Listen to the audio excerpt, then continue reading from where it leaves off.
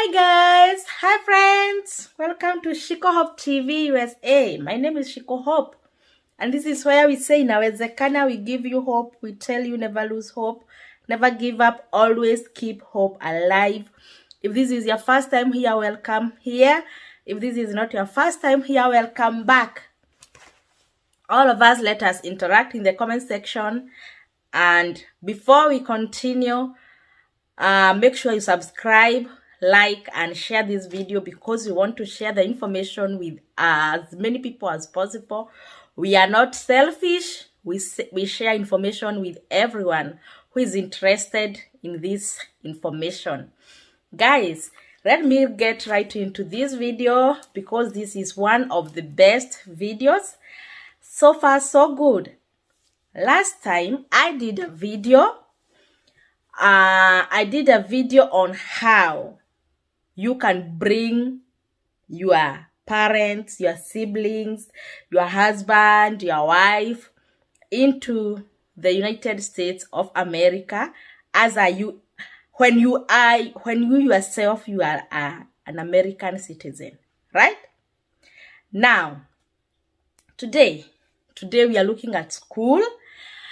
And before I go into this video, last time I also did about schools for our children, elementary and high school. And after that video, you asked me, Shiko, can you now talk about college? We want to know more about college for us adults, for us parents, you know. Now, today we are talking about colleges, how you can join an American college as a permanent resident. Underline the word permanent resident. Permanent resident is you who will be coming here with green card, or you who is here with a green card and now you want to join college. This video belongs to you. You who is back in Africa, but you have that dream that one day you are going to America. Stay there, because this is your video as well. Let's go right into the video. Now, who can join a college in America? What are the requirements? What do they look for when they want, or when you go there? What do they ask you to produce so that you can be admitted to an American college? Now, I normally say I do these videos out of experience. Maybe the college I went might be different from another college someone went. Maybe what I was asked for maybe was different from what another person was asked for in another college, maybe in another state, because all states are different and all colleges are different. One thing that I want to emphasize here, I have gone to 3 different schools: a community college, I have gone to a private college, and I have gone to a university. So I'm going to give all the requirements here. And these are the requirements. I have my notebook as usual.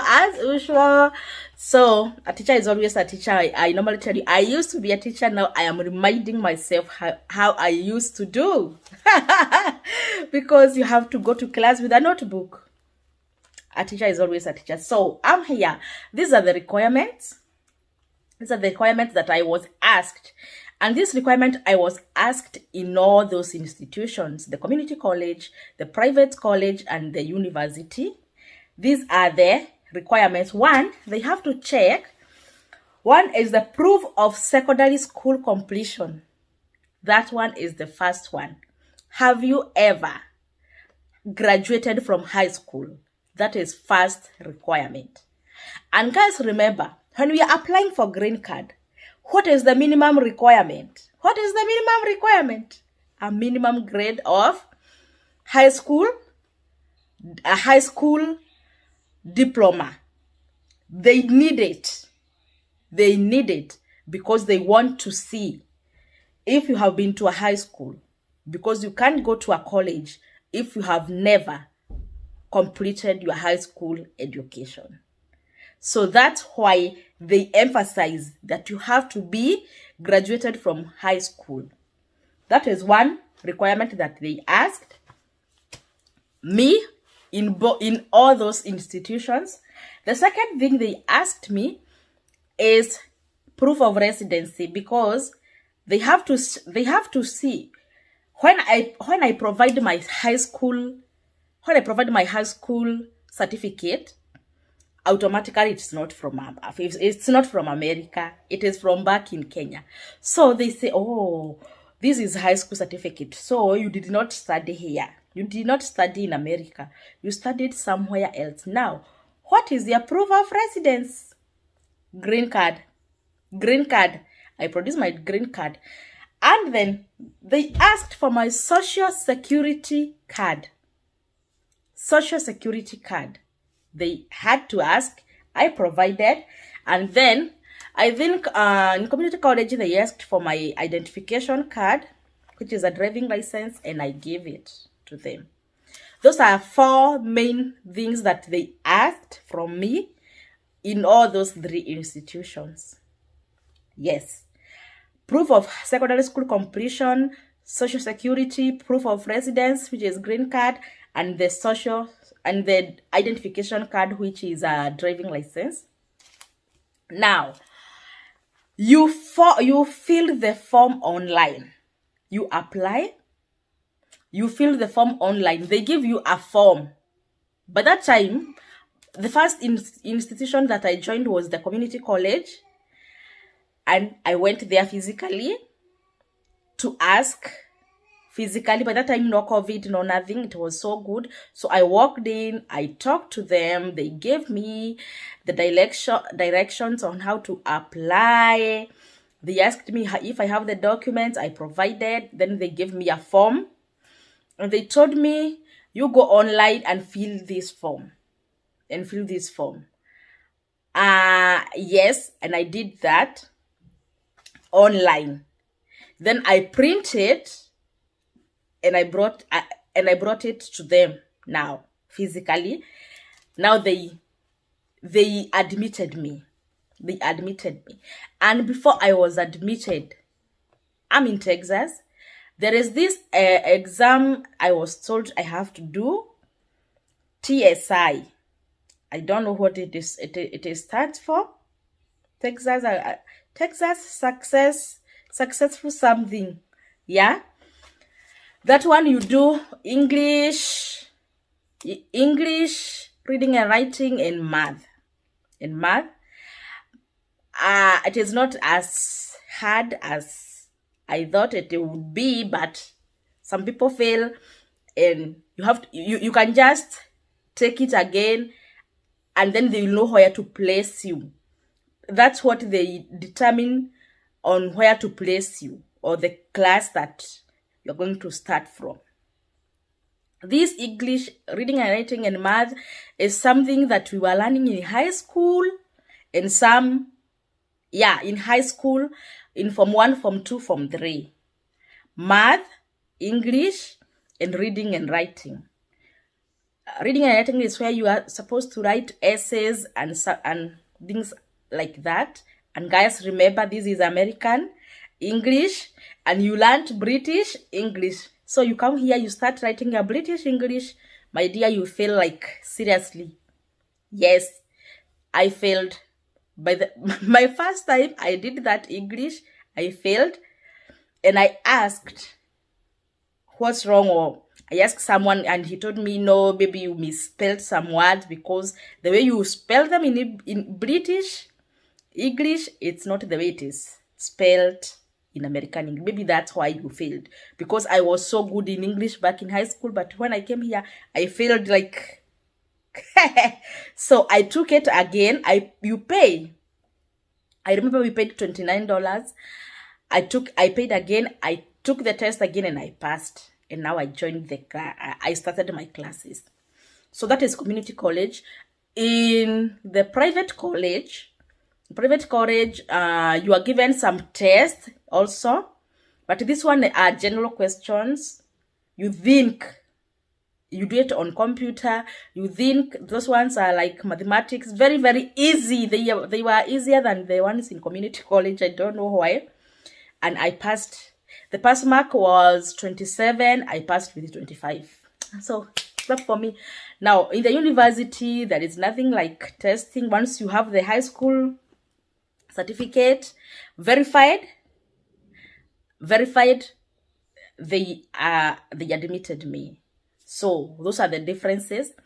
Now, for the high school certificate, because it is not from America, you have to verify it. So it can be, they can check the equivalence, how you performed and how you are standing at in American system. You verify your certificate with WES. I don't remember the meaning. That's what I used. I paid $100, and now it is verified. Now they know. When I give them the verification thing, they check and they see where I'm standing. So it is as easy as that. Now, for the school fees, now I know now you are asking me, Shiko, what about school fees? You are a new immigrant in this country. How about do you go about paying your school fees, your tuition and everything, and books and those stuff? For the community college, for the private college, and for the university, there is this option of financial aid, Fafsa, Pell grant. Yes, you are given those grants by the government. You just fill a form. They check if you qualify for the financial aid. There are so many things that they check, so they can say if you are qualified or you don't. Now, what do they check?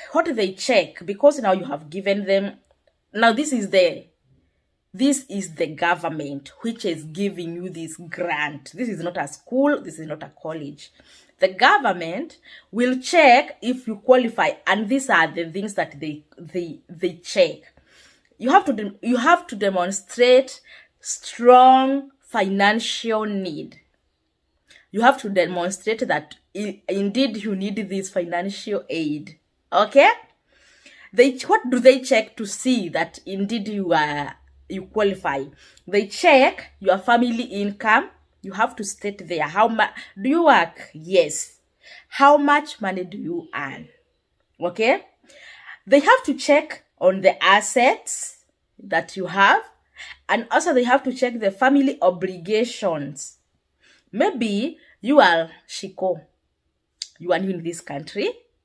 Your job that you just started, it is not paying you that much money. You have some other family obligations. You have kids. You have to pay your rent. You have to take care of your family, right? So they check all those things and they say, oh, really, this one is in need. We have to give this one, to grant this one. Okay? So they grant you. And then they also check about the school that you are in. Maybe your school does not qualify to participate in the Fafsa or the Pell Grant program. If your school does not qualify, you are not going to be granted because your school does not qualify. Another thing that they check is legal status. Guys, last time I told you status is status in America. So they have to check if your status is if your status is legal. And what do they check? One, they have to check if you are an American citizen. By that time you are not, right? Because you are new. But there are two people who can who qualifies: American citizen or an eligible non-citizen who is a permanent resident. You, the green card holder, you are here legally. You are a non-citizen, but you qualify for this program. Many people have been telling me, Shiko, I'm very scared because I just came here, or I'm just at home, but I'm preparing to come here, to come there because I have been selected.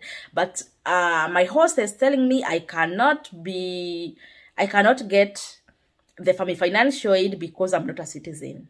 I don't know. Maybe the person who is telling you has another different version of this information, but this information is the truth. You qualify as a permanent resident. You qualify for financial aid. This is a grant. This is not being a public charge. This is not being a public charge. You qualify as a citizen. No one will deny you this. No one will say that you are becoming a public charge because you are applying for Fafsa or financial aid. No. I did. I applied for it. People do. Permanent residents do. Many people I know, and they get their citizenship when their time comes. So no one should sell fear to you guys. If you are here, go to a college, apply for those financial aid, and you'll be good to go. No one will ask you to pay for that. That is a grant, and no one will tell you that you becoming a public charge because you getting these grants. That one is. People get these grants, they learn with these grants, and when the time comes for citizenship, they get their citizenships. No worries, no issues about this. Now, those are the things that they check, and then the last thing that they check is your academic progress. If maybe let's say, for example, you joined last semester or last year, they gave you the Fafsa. Fafsa is the financial aid, and you did not perform as their requirements because they can't pay for your tuition and then you go there and get F's, fail. They will not pay for failure. That's given. So you have to maintain a good performance so that they can be giving you these grants. Okay? So those are the things that they check. Your strong financial need. Indeed, you need this aid. Your school participation. Does your school participate in the financial aid program? Are you here legally? Your legal status. And then you must, this one, why did I forget about this? Your clean legal record. They have to run a background check and see if indeed you are not a criminal. Guys, remember we talked about domestic violence, right? If you have been if your name has gone to the record, they will see this person is a criminal, and you are not going to get these financial grants because how can they grant a criminal? So you see, guys, you have to remain clean. Your records have to remain clean so you can be enjoying these benefits. Lots of people, they just don't qualify because they have some criminal records in their records. So guys, they check all those. And then, you can't just apply for these financial aids and then you pass your classes, you progress well. Overall of this one is the academic progress. You have to progress in all aspects. This is you have to have satisfactory grades, and they also consider your attendance in college. So it is overall progress. You can't just be an absentee all the time and then you want that your school has to prove that you have now performed well, even your attendance is good. Here, one thing, let me insist on this point of attendance. You cannot, if you're in college, even elementary school going kids, even high school going kids, when you fail to attend to class, that is a point. It goes to attendance. It counts in your attendance. And there is, even if you go to college or in class and you leave early, early leaving that is a half point. That is a third day. That is a third day because you left early. Even if you arrived late, that is a third day. It counts against you. Punctuality is the order of the day in this country. In school, at work, your attendance counts. It is not like in Africa where we say, oh, it is in July. Hey, that is very cold. I pity my baby. She will not go to school. This cold is too much. That will count against her attendance.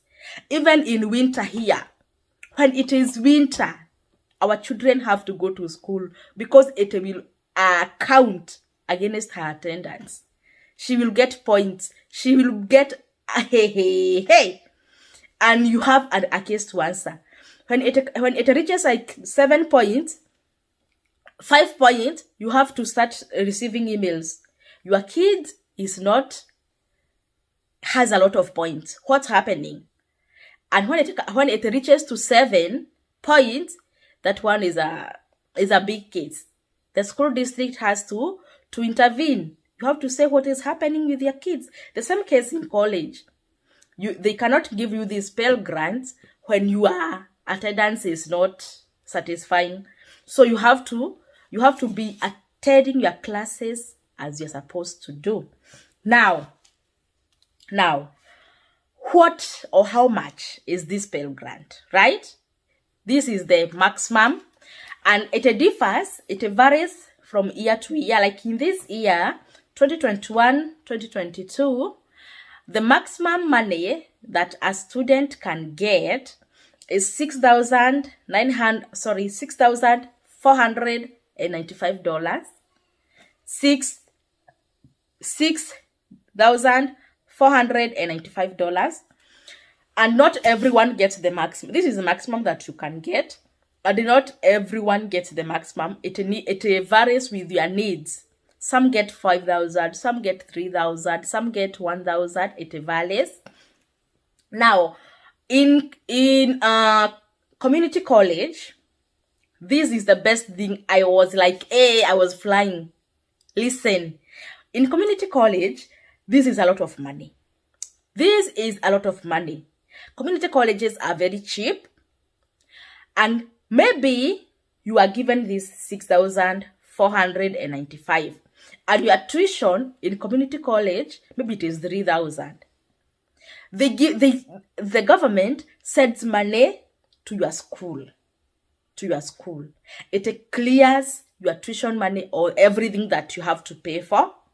Now the balance, listen guys, the balance you are given to put in your pocket for your housing. I don't know for what. Now you can imagine, the government paid for your school fees. It is cleared. And now you have some other money. It is sent into your bank account for your maintenance. Hey, America. What you're supposed to do is just go to the class and progress well, perform well. Only that. The government will pay for your tuition, for your school fees, and some other money you put in your pocket. Your only duty is to go to the classroom and learn and perform well. Just that. And after you finish, after you graduate, jobs.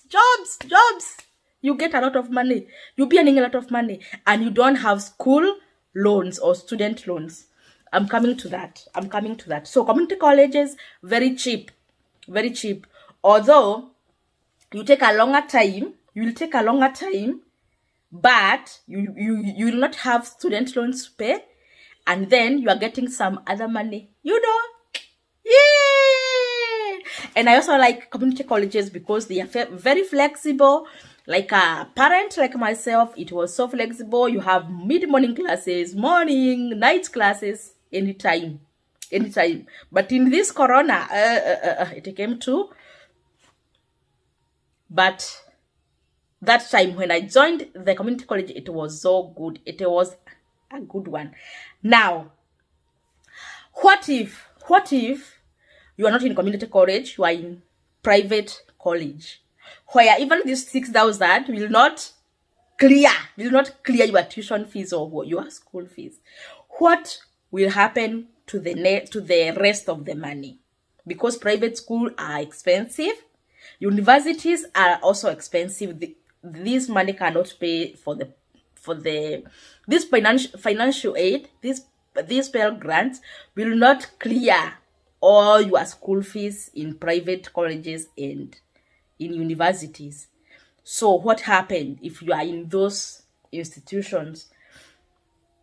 There is when I joined the private college, which I did only one semester. Yeah, I did one semester. Yeah, I did 2 semesters. I was sponsored by my employer. My employer sponsored my education in that private college. Yes, these opportunities are there. And then I know you are now starting to ask, what after? Do you have an agreement? Do you sign a contract between you and your employer that after this school or this education, you are going to work for them for some amount of time? I know that is what is there, am I right? Yes. Some of the employers, you have to sign a contract. Maybe you work for them for 2 years, for 3 years, which is okay because they will pay for you everything. Why worry? Why worry? Instead of getting the students loan, go for this. Go for this. Again, other employers, they don't mind. They don't mind if you will finish your school, graduate, and move away from that company. They don't mind. And that is my company. They don't mind. So long as they pay for your school fees, you good to go. You feel like you graduate today and you move out of the company. It's none of their business. What they do, they sponsor your school, you go there, work hard. But on this one, with this one, which we do not have to sign a contract or whatever, you yourself, you have to pay something. You have to pay something from out of pocket, which is not a bad one, because we used to pay $1 a day.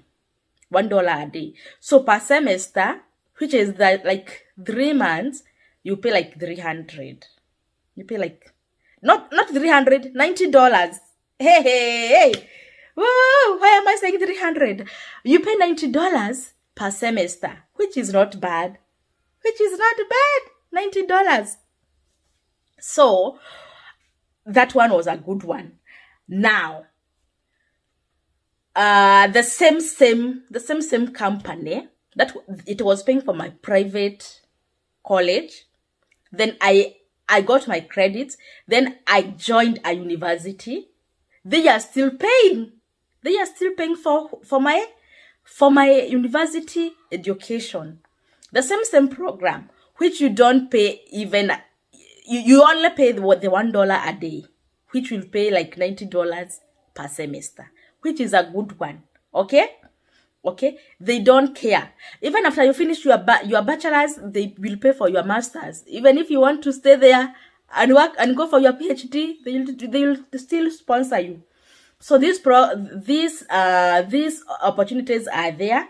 And then if you are not lucky to know about these opportunities, or maybe someone sold fear to you, they told you don't apply for this Fafsa, don't apply for the Pell grants, don't apply for them, they will take you like public charge, they will not give you citizenship. Maybe you feared and you joined these private colleges or these universities, and you got yourself into student loans, which is also okay. But if you got the opportunities, like someone is sponsoring you, why not? So the last thing the last place that you can get money to pay for your school is student loans, which are readily available. You just apply and you are granted these student loans, which you will pay after you're done with your college. And some you start paying even when you're still in college. You will just know. You just know, and they will advise you on which one to take. They will advise you. They always advise you, but you have options. You have options. You have choices to make, and let no one cheat or lie to you that grants you are going to pay them, or they will deny you citizenship because of these grants. Many people have done it and they got their citizenship and they are good.